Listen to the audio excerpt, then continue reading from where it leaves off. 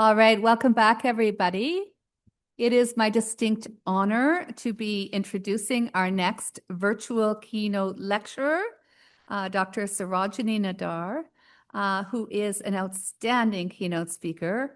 Her work brings together feminist theology, decolonial biblical interpretation, and political critique, forged in the context of post-apartheid South Africa. Her scholarship interrogates how scripture, religion, and institutional power can be mobilized both to legitimate violence and oppression and to sustain practices of resistance and liberation. Nadar's long engagement with questions of gendered violence, nationalism, and religious authority equips audiences to think critically about how sacred texts are weaponized in colonial and settler-colonial contexts, including Palestine. Crucially, she models a mode of theological analysis that is intersectional, historically grounded, and ethically uncompromising, refusing both liberal abstraction and apologetic readings of power. As a keynote, Nadar offers a globally resonant framework for understanding religion's role in systems of domination and survival, while foregrounding voices and methods rooted in the Global South, precisely aligning with this conference's decolonial and justice-oriented themes.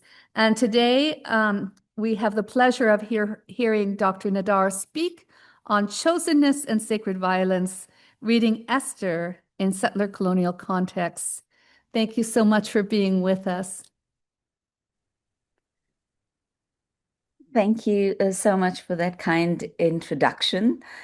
Are you able to hear me? Is everything clear?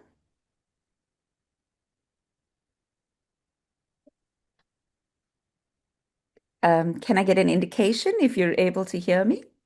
Yes, yes. We can hear you. Okay, great. Thank you. All right. So, friends, good evening from South Africa. And of course, good morning to all of you in Canada. Thank you for this invitation and for the important work this gathering is doing. I deeply regret that I cannot be with you in person. The practical realities of long distance travel, not least the rising cost of jet fuel, have made that difficult this time. But I am so grateful for the opportunity to join you in this way and to think together across these distances about questions that demand precisely this kind of transnational attention. I am also mindful that this conversation takes place on Nakba Day. The weight of that bears heavily.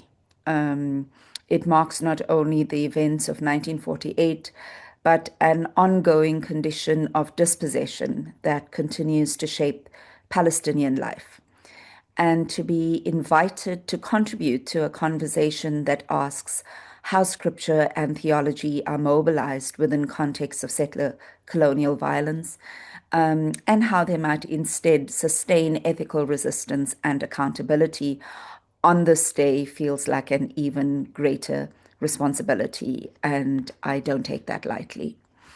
So, in this paper, I want to take up the invitation that I got to this conference by drawing on my recent book, Gender, Genocide, Gaza, and the Book of Esther, and by focusing on one theme within the book that I believe is central to the concerns of this conference. That theme is chosenness. The argument I make in this paper is that the theology of divine election or chosenness carries profound ethical consequences. It has underpinned not only the current occupation and genocide in Palestine, but also earlier projects of conquest and domination, including, but not restricted to, the colonization of the Americas and the theological architecture of apartheid in my own country, South Africa. In each of these contexts, chosenness has shaped how communities understand themselves and how they justify both protection and violence. So, if we are to respond meaningfully to settler colonialism and genocide, as the conference call asks us to do, then we must interrogate how this idea of chosenness takes root in the formation of communities who understand themselves as chosen and in the simultaneous construction of others as unchosen. I read this dynamic through the book of Esther. But before turning to the analysis that I want to offer today, I'd like to begin with the story itself, told in a particular way. In my book, I retell the narrative of Esther as one might tell a story to a child at bedtime, right at the beginning. Now, most people might think that this is an unconventional way to begin a scholarly work, but it was a deliberate methodological choice that I made, one that draws on practices familiar in community readings of biblical texts. This is because biblical narratives rarely reach us in their raw form. They come already interpreted, layered with familiar meanings and inherited assumptions. In the case of Esther, phrases like, "for such a time as this," have become so embedded in popular imagination that they are often repeated without reflection, carrying with them unexamined theological claims. So retelling the story in its simplest form allows us to encounter the story afresh, to attend to what the narrative is doing before we explain what it means. It renders the familiar unfamiliar, to borrow from the sociologist Zygmunt Bauman. And in doing so, it returns us to the core of the story without the weight of inherited interpretations, especially where those interpretations have served ends that are less than life-giving. So before I turn to analysis, let me begin, as I do in the book, with the story itself. And so indulge me. Once upon a time, there was a grand palace in Susa, part of the vast Persian Empire stretching from India to Ethiopia, ruled by King Ahasuerus. In the 3rd year of his reign, the king hosted a lavish banquet that lasted 180 days. At its climax, he commanded Queen Vashti to appear before his drunken guests and display her beauty. She refused. Enraged and advised that her defiance might inspire other women to rebellion, the king banished her. To soothe his wounded pride, an empire-wide search was launched for a new queen. Among the young women taken to the palace was Esther, a Jewish orphan raised by her cousin Mordecai. Mordecai instructed her to conceal her identity. Esther then underwent a full year of beauty treatments before her one night with the king. Each evening, a different young woman was summoned, and by morning, she was sent away to live as a concubine. When Esther's turn came, she pleased the king, and after years of these nightly encounters, she was chosen and crowned queen. Meanwhile, Haman, an Agagite, rose to power and demanded that all bow before him. Mordecai refused. Furious, Haman resolved not only to kill Mordecai, but to annihilate all Jews in the empire. The king, with little regard for consequence, handed over his signet ring, and the decree of genocide was sealed. When Mordecai learned of the decree, he mourned publicly and urged Esther to intervene. Risking her life, she approached the king uninvited. But instead of pleading immediately, she invited him and Haman to a series of banquets. In the meantime, Haman, still seething, built massive gallows to hang Mordecai.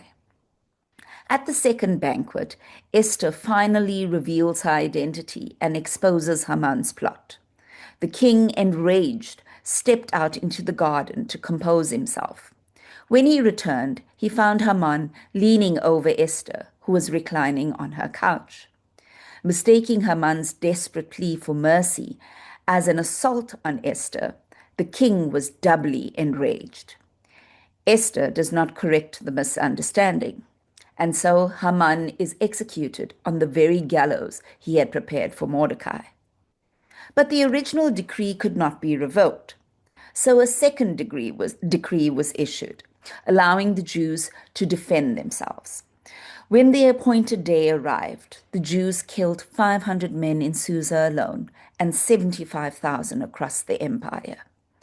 At Esther's request, the king granted an additional day of killing, and Haman's 10 sons were hanged. The Jews celebrated their victory with the festival of Purim. And so they lived, except for Haman, his sons, and 75,000 others, happily ever after. Or did they? It is precisely this uneasy ending that brings us to the question at the heart of this paper.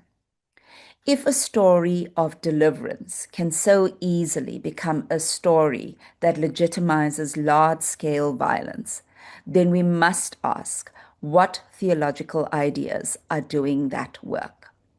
And as I said, in this paper, I want to focus on one such theological idea, chosenness. And so I'm going to trace this idea of chosenness through 3 related movements in this paper. First, I examine chosenness itself as it is enacted in the narrative and embodied in the figure of Mordecai.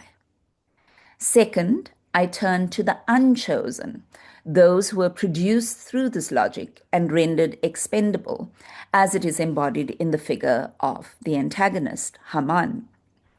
Third, I consider what might be called an ethical or preferential chosenness, one that does not elevate the powerful, but aligns itself with the oppressed. My argument is that only this last form of chosenness can be ethically sustained. In our present context, that demands serious reflection on what it means to adopt a preferential option for the Palestinian people. And so I turn now to the first part about chosenness and to the figure through whom chosenness is first enacted in the text. The first place that the idea of chosenness appears in the narrative of Esther is not in a formal declaration, but in a gesture. In Esther chapter 3, verses 1 to 4, we read from the New Revised Standard Version, "After these things, King Ahasuerus promoted Haman, son of Hammedatha, the Agagite, and advanced him, setting his seat above all the officials who were with him. And all the king's servants who were at the king's gate bowed down and did obeisance to Haman, for the king had so commanded concerning him. But Mordecai did not bow down or do obeisance. Then the king's servants who were at the king's gate said to Mordecai, 'Why do you disobey the king's command?' When they spoke to him day after day, and he would not listen to them, they told Haman, in order to see whether Mordecai's words would stand, for he had told them that he was a Jew." Now, this moment has often been read in biblical commentaries as an act of resistance on the part of Mordecai. Mordecai is imagined as the faithful dissenter, the one who refuses to submit to unjust authority. There is, of course, something compelling about that reading, especially for communities seeking resources for moral courage under empire. But the text itself complicates such a reading. Mordecai does not reject imperial hierarchy as such. He is situated at the king's gate. He is embedded within the administrative world of empire. His refusal is therefore not a general rejection of bowing of power or royal command. It is specific. It is directed at Haman. And the text tells us why the servants interpret his refusal as meaningful. In Esther chapter 3, verse 4, he had told them that he was a Jew. At the same time, the narrative identifies Haman as the Agagite. Now, this detail matters. Michael Fox discusses this connection and references earlier scholarly perspectives that support the view that Mordecai's refusal may be linked to Jewish covenantal identity and the impropriety of bowing before one outside that divine covenant. The argument is made even more explicitly by Thomas Wetzel. In his PhD thesis, Wetzel argues that Mordecai's refusal is not merely personal or political, but it is liturgical. He writes, and I quote, "If what we have seen in the Masoretic text, Esther, is a set of actions shared by the Jews that are enacted memories of Israel's covenanted existence with the Lord, then it is not a stretch by any means to suggest that Mordecai's refusal as a Jew to bow to Haman is just an enacted memory. It is liturgically impossible for one who is Mizera Haye Hudim to bow down before a son of Agag. It is an act of liturgical memory, theology expressed in muscle memory." That phrase, theology expressed in muscle memory, is important. It captures precisely what I mean by chosenness as embodied practice. Mordecai's refusal is not simply an idea. It is not a doctrine floating above the narrative. It is performed. It takes shape in the body, in posture, in refusal, in the decision not to bend. The body becomes the site where theological memory is enacted. But we must ask, what kind of memory is being enacted? The Agagite reference takes us back to 1 Samuel 15, where Saul is commanded to enact herem against Amalek. "Now go and attack Amalek and utterly destroy all that they have. Do not spare them, but kill both man and woman, child and infant, ox and sheep, camel and donkey." Saul's failure to complete that command, especially his sparing of King Agag, leads to his rejection by God. Centuries later, in Esther, that unfinished history returns. Haman is an Agagite. Mordecai is identified as a Benjaminite, linked to the lineage of Saul through Kish. The conflict is therefore not only between two men in a Persian court, it is the return of an unresolved theological war. And this is why I argue that the idea that Mordecai's refusal represents a straightforward anti-imperial stance is tenuous.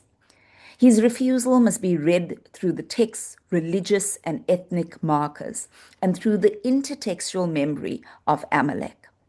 Mordecai's refusal is not a blanket rejection of hierarchical imperial structures, but a challenge to the legitimacy of a specific figure of power that is perceived to be outside the covenantal relationship with Yahweh. Musa Dube's decolonial biblical hermeneutics is also helpful here. Dube reminds us that narratives of divine election can serve as justifications for violence against those labeled as adversaries of God's chosen people. And that is the danger I want to name. Mordecai's refusal is not simply the refusal of the oppressed before power. It is the refusal of the chosen before the cursed. It is not merely vulnerability speaking back to empire. It is also privilege speaking from within a sacred hierarchy.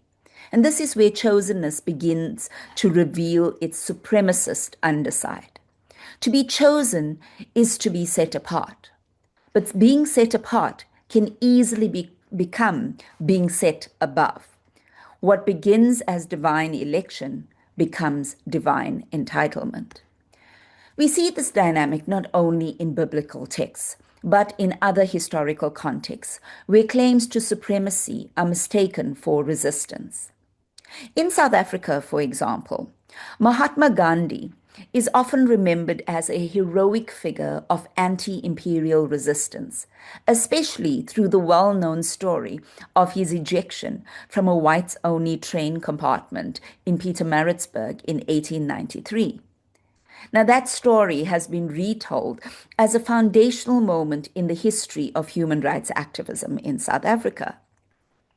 But Arundhati Roy's book, The Doctor and the Saint, helps us read that story differently. Drawing on Gandhi's own writings, Roy shows that Gandhi's outrage at being thrown off this train was not a principled rejection of racial hierarchy. Gandhi, after all, was a high-caste Indian and a British imperial subject. He saw himself as part of the empire, not as one standing outside or against it. His protest against being treated like Black South Africans, and his protest was against being treated like Black South Africans and like ordinary Indian indentured laborers, people such as my own ancestors. In other words, Gandhi was not rejecting the ladder. He was objecting to his placement on the ladder. His resistance was not a demand to dismantle hierarchy. It was a demand to be recognized within privilege. And this is why the Gandhi analogy is so illuminating for reading Mordecai. Mordecai's refusal to bow is not necessarily the voice of liberation. It may also be the voice of sacred ranking. Like Gandhi, Mordecai does not reject hierarchy itself. He refuses to be positioned beneath someone whom he regards through the logic of covenantal memory as beneath him. Seen in this way, Mordecai's refusal can be read as supremacy with theological backing. And this matters for the theme of this conference because settler-colonial violence often depends precisely on this kind of sacred ranking. It does not always begin with open declarations of hatred. Sometimes it begins with a gesture, a refusal to recognize the full humanity of the one constructed as outside the covenant, outside the nation, and outside the sacred community. Once chosenness becomes privilege, then, it cannot remain innocent. It produces its opposite. It produces the unchosen. And it is to that figure, the unchosen, that I now turn in the second part of this paper. In the book of Esther, the figure of the unchosen is Haman, because Haman is never just Haman. He is persistently identified as Haman the Agagite. This genealogical marker, as I have already mentioned, activates a much older theological archive. It draws the reader back into the memory of Amalek, the paradigmatic enemy of Israel. That memory is violent. In Deuteronomy 25, verses 17 to 19, the command is issued to, quote, blot out the remembrance of Amalek from under heaven. In 1 Samuel 15:3, this command becomes even more explicit. Now go and attack Amalek. Do not spare them, but kill them, both man and woman, child and infant. So what we encounter here is not simply war. It is herem. The herem denotes a divinely sanctioned extermination of peoples, property, and land. And its echoes are unmistakable in the closing chapters of Esther. When Esther identifies Haman as an Agagite, the text does something profound. It collapses time. It brings an ancient enemy into the present. Haman is no longer just a man. He is Amalek. And Amalek is not an adversary who can be negotiated with, who can be reasoned with, or lived alongside. Amalek is the figure who must be eradicated. Amalek is the one whose very existence is framed as a threat to the chosen. And so this is what I mean by the production of the unchosen. The unchosen are not simply those outside the covenant. They are those constructed as beyond moral consideration. Their lives are not only devalued, they are rendered expendable. Here, Achille Mbembe's notion of necropolitics becomes important. Necropolitics names the power to decide who may live and who must die. But in Esther, this becomes a theological necropolitics, where divine logic underwrites that decision. The unchosen are those whose death is not only permitted, but is required. And this is where the text begins to resonate with unsettling clarity in our present moment. In October 2023, as Israeli forces prepared to invade Gaza, Prime Minister Benjamin Netanyahu invoked this very tradition. And I quote from his speech, "You must remember what Amalek has done to you," says our Holy Bible. And we do remember, he said. This was not a casual reference. It was a deliberate theological mobilization. It summoned the memory of Amalek into the present, and in doing so, it framed a contemporary population within an ancient category of extermination.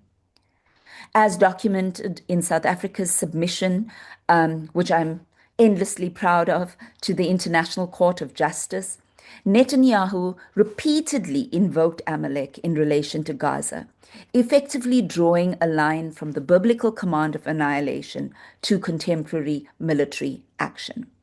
In that move, the logic of Esther becomes visible again. Haman becomes Hamas.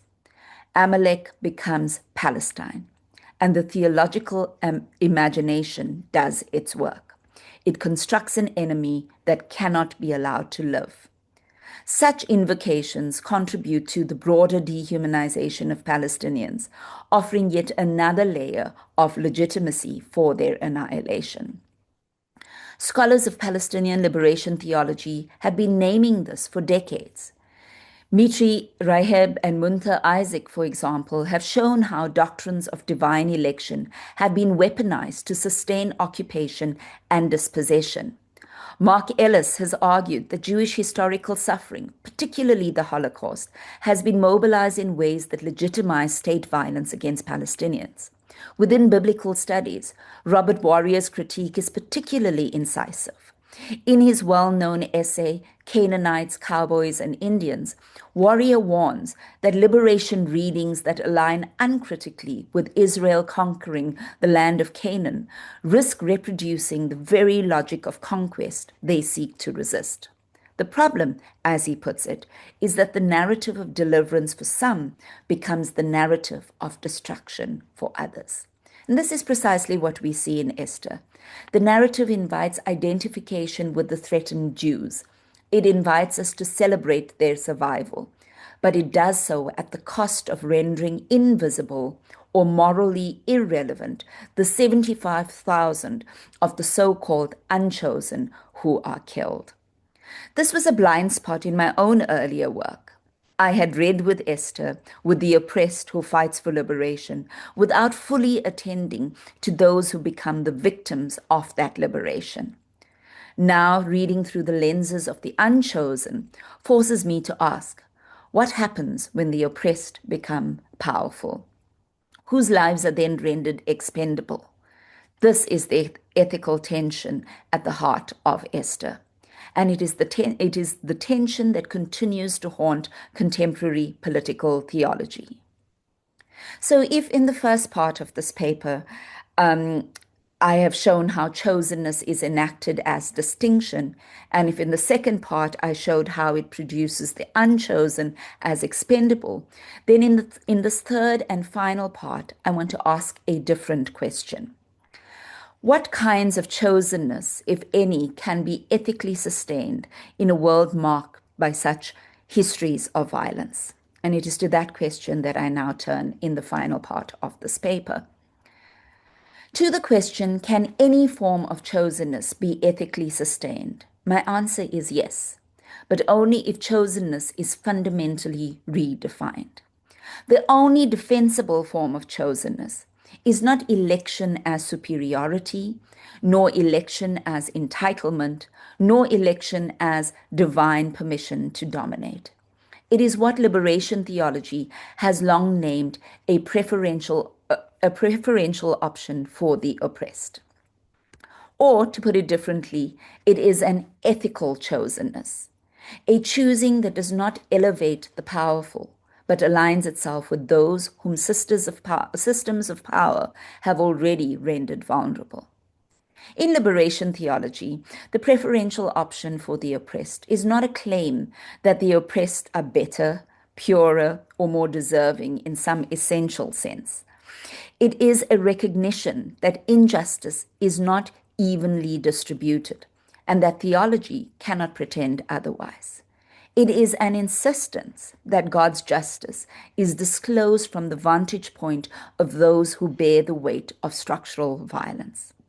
This is why neutrality is not an option. Desmond Tutu's well-known image remains instructive. When an elephant is sitting on the tail of a mouse, the mouse is unlikely to appreciate your claims to neutrality. To claim neutrality is to side with the elephant. Neutrality in context of injustice is therefore not balance, it is complicity. And yet this is precisely where the misunderstanding begins.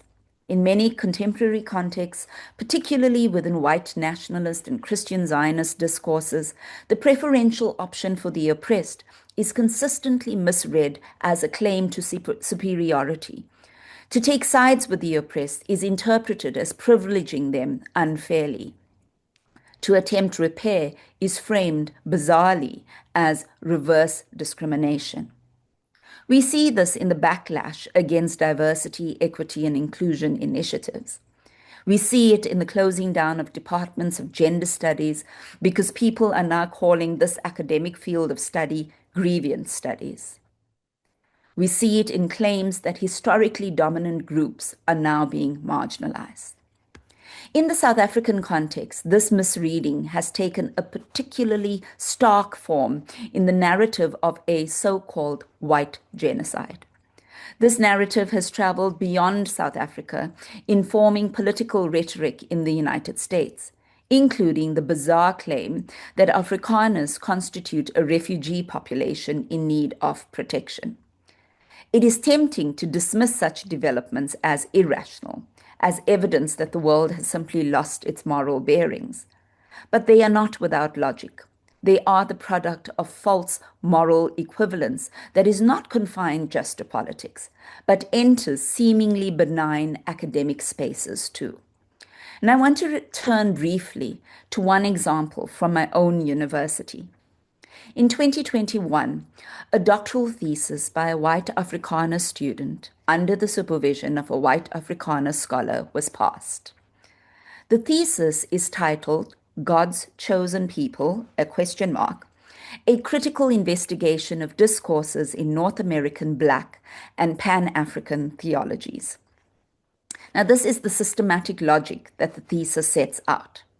It basically says, if one accepts the preferential option for the oppressed, and if one accepts that the oppressed have epistemological insight into injustice in the ways that Black liberation theology advances, then, the scholar argues, one is accepting exclusivist claims of divine chosenness that is equivalent to, he says, British Israelism, Afrikaner nationalist theology, German Christian nationalism, and other historical claims to divine election. The racist logics of the thesis become abundantly clear when the author grudgingly acknowledges the structural violence of colonialism and apartheid that leads to the claims within Black liberation theology, but immediately displaces it by cataloging a multitude of African failures with regard to corruption and wars post-liberation. And so this is how the false equivalence works. Of course, oppressed communities are not immune to wrongdoing. My own reading of Esther insists that those who begin as victims can become agents of violence. But to recognize this is not to collapse all violence into equivalence. It is to insist that power must remain central to the analysis.